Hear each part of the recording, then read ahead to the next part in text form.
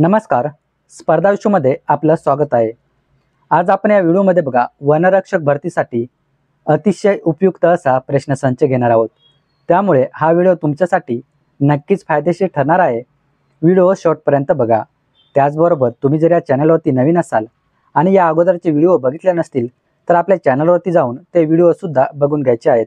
त्याचबरोबर चॅनलला सबस्क्राईब करून ठेवायचं आहे, जेणेकरून नवीन व्हिडिओ आणि नवीन अपडेट सर्वात अगोदर तुमच्यापर्यंत पोहोचतील. चला तर वेळ वाया न घालवता व्हिडिओला सुरुवात करूया. व्हिडिओचा पहिला प्रश्न बघा. एका विकसित राष्ट्राने दुसऱ्या अविकसित राष्ट्रावर सर्वांगीण वर्चस्व प्रस्थापित करणे याला काय म्हणतात? लक्षात घ्या, एका विकसित राष्ट्राने दुसऱ्या अविकसित राष्ट्रावर सर्वांगीण वर्चस्व प्रस्थापित करणे याला काय म्हणतात? तर याला साम्राज्यवाद असे म्हटले जाते. त्यानंतर पुढे बघूया. प्रश्न 2 बघा. राखीगढी हे सिंधू संस्कृतीशी संबंधित असलेले एक पुरातत्व स्थळ असून ते सध्या कोणत्या ठिकाणी स्थित आहे? खूप महत्त्वपूर्ण प्रश्न मित्रांनो. तर लक्षात घ्या की हे हरियाणा या ठिकाणी स्थित आहे. मित्रांनो बघा, या प्रश्नांची उत्तरे जर तुम्हाला येत असतील तर कमेंट बॉक्समध्ये उत्तरे देत चला. म्हणजे काय होईल की या व्हिडिओ बरोबरच तुमचं रिव्हिजन सुद्धा होत जाईल. चला तर पुढे बघूया. प्रश्न क्रमांक 3 बघा. क्षेत्रफळाच्या दृष्टीनुसार भारतातील सर्वात मोठा व्याघ्र प्रकल्प खालीलपैकी कोणता आहे? बघा, क्षेत्रफळाच्या दृष्टीने भारतातील सर्वात मोठा व्याघ्र प्रकल्प कोणता आहे? तर नागार्जुन सागर श्रीशैलम हा जो व्याघ्र प्रकल्प आहे हा क्षेत्रफळाच्या दृष्टीने भारतातील सर्वात मोठा व्याघ्र प्रकल्प आहे. त्यानंतर प्रश्न क्रमांक 4 बघा. ताडोबा राष्ट्रीय उद्यान या राष्ट्रीय उद्यानाची स्थापना कोणत्या दिवशी करण्यात आली? तर ताडोबा राष्ट्रीय या उद्यानाची स्थापना मित्रांनो बघा 31 मार्च 1955 या दिवशी करण्यात आलेली आहे. त्यानंतर पुढचा प्रश्न बघा. प्रश्न क्रमांक 5 आहे. 1949 मध्ये संमत झालेल्या मूळ भारतीय राज्यघटनेत किती अनुच्छेद आहेत? लक्षात घ्या, 1949 मध्ये जेव्हा भारतीय राज्यघटना संमत झाली याच्या मूळ राज्यघटनेमध्ये एकूण किती कलमे असा प्रश्न विचारलेला आहे? तर 395 इतकी कलमे आहेत. प्रश्न क्रमांक 6 बघा. गारो, खासी आणि जयंतिका या टेकड्या कोणत्या पर्वतीय प्रदेशाअंतर्गत येतात? कोणकोणत्या बघा? गारो, खासी आणि जयंतिका ह्या टेकड्या बघा कोणत्या पर्वतीय प्रदेशात येतात? तर ह्या पूर्वांचल या पर्वतामध्ये येतील. प्रश्न क्रमांक 7 बघा. महाराष्ट्रातील खानदेश किंवा नाशिक विभाग हा कोणत्या नदी खोऱ्यात वसलेला आहे? बघा, कोणता महाराष्ट्रातील भाग आहे? खानदेश आणि नाशिक विभाग कोणत्या नदी खोऱ्यात वसलेला आहे? तर हा तापी या नदी खोऱ्यामध्ये वसलेला आहे. त्यानंतर प्रश्न क्रमांक 8 बघा. मेगन हे उष्णकटिबंधीय चक्रीवादळ कोणत्या देशात आले होते? कोणते बघा? मेगन कोणत्या देशामध्ये आले होते? तर ऑस्ट्रेलिया या देशामध्ये मेगन हे उष्णकटिबंधीय चक्रीवादळ आलेले होते. त्यानंतर पुढचा प्रश्न बघा. प्रश्न क्रमांक 9 आहे. महाराष्ट्रात प्रदूषण नियंत्रण मंडळाची स्थापना कोणत्या वर्षी करण्यात आली? बघा, महाराष्ट्रातील प्रदूषण नियंत्रण मंडळाची स्थापना कधी करण्यात आली? तर 7 सप्टेंबर 1970 मध्ये महाराष्ट्रामध्ये बघा प्रदूषण नियंत्रण मंडळाची स्थापना करण्यात आलेली आहे. प्रश्न क्रमांक 10 बघूया. 1840च्या दशकात मुंबईत मूर्तिपूजा आणि जाती व्यवस्थेशी लढा देण्याच्या उद्देशाने खालीलपैकी कोणत्या धार्मिक सुधारणेला सुरुवात झाली?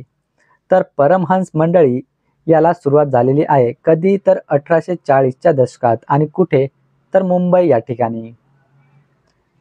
त्यानंतर प्रश्न क्रमांक 11 बघा. भारतात पहिली जनगणना कोणत्या वर्षी करण्यात आली? खूप महत्त्वपूर्ण प्रश्न होईल मित्रांनो. तर भारतामध्ये पहिली जनगणना ही 1872 साली करण्यात आलेली आहे. त्यानंतर प्रश्न 12 बघा. खालीलपैकी कोणते महाराष्ट्रातील सर्वात मोठे तेल आणि नैसर्गिक वायू क्षेत्र आहे? कोणते बघा? तेल आणि नैसर्गिक वायू क्षेत्र महाराष्ट्रातील सर्वात मोठे कोणते? तर मुंबई हाय हे महाराष्ट्रामधील सर्वात मोठे तेल आणि नैसर्गिक वायू क्षेत्र आहे. प्रश्न क्रमांक 13 बघा, दमणगंगा नदी खालीलपैकी कोणत्या पर्वत रांगेत उगम पावते? तर दमणगंगा ही जी नदी आहे ही सह्याद्री या पर्वत रांगेमध्ये उगम पावते. त्यानंतर प्रश्न क्रमांक 14 बघा, सांस्कृतिक आणि शैक्षणिक हक्क हे भारतीय राज्यघटनेच्या खालीलपैकी कोणत्या अनुच्छेदांशी संबंधित आहेत? बघा, सांस्कृतिक आणि शैक्षणिक हक्क हे अनुच्छेद 29 आणि 30 याशी संबंधित आहेत. प्रश्न क्रमांक 15 बघा, व्यावसायिक बँकांनी राखीव ठेवलेल्या एकूण ठेवीच्या टक्केवारीला काय म्हटले जाते? हा बघा, अर्थशास्त्र याशी संबंधित हा प्रश्न विचारलेला आहे आपल्याला. तर लक्षात घ्या, व्यावसायिक बँकांनी राखीव ठेवलेल्या एकूण ठेवीच्या टक्केवारीला राखीव ठेव गुणोत्तर असे म्हटले जाते.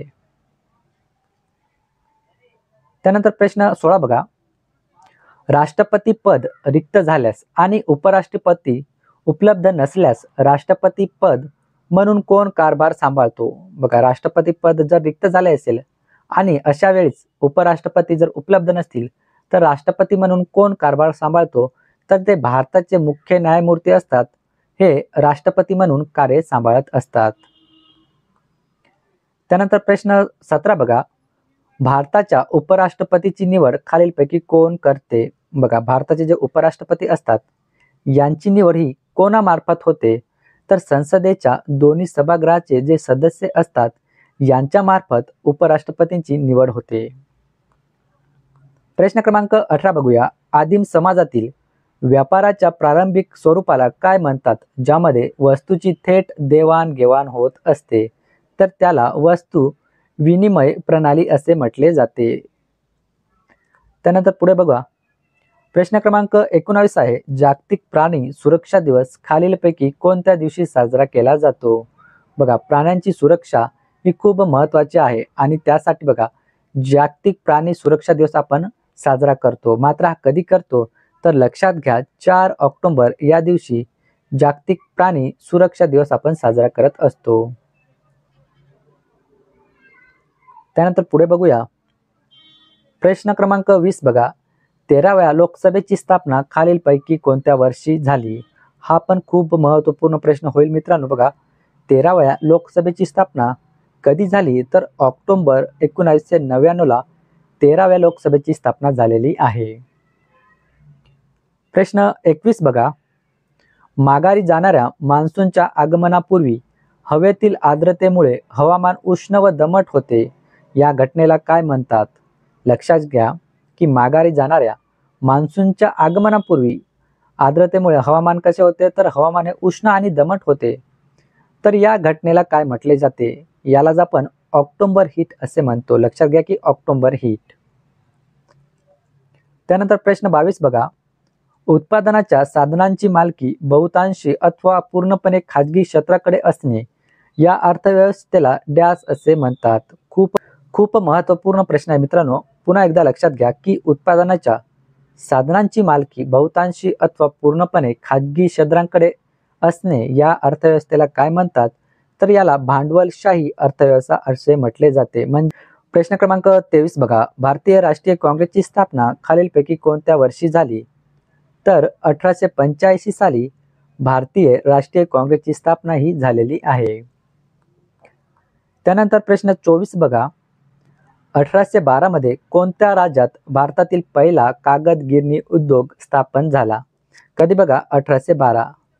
आणि कोणत्या राज्यामध्ये? भारतातील कोणत्या राज्यामध्ये? बघा, तर पश्चिम बंगाल या ठिकाणी भारतातील पहिला कागद गिरणी उद्योग स्थापन झाला, जो की 1812 मध्ये. प्रश्न क्रमांक 25 बघूया, माघारी जाणाऱ्या मान्सूनच्या हंगामात वारे मुख्य भूभागाकडून डॅशकडे वाहतात, तर अशा वेळी बंगालच्या उपसागराकडे वाहतात. त्यानंतर पुढचा प्रश्न बघा, प्रश्न क्रमांक 26 आहे, महाराष्ट्रातील पुणे येथे खालीलपैकी कोणी सत्यशोधक समाजाची स्थापना केली? कुठे? बघा, पुणे या ठिकाणी. आणि सत्यशोधक समाजाची स्थापना जी आहे ती महात्मा ज्योतिबा यांनी केलेली आहे.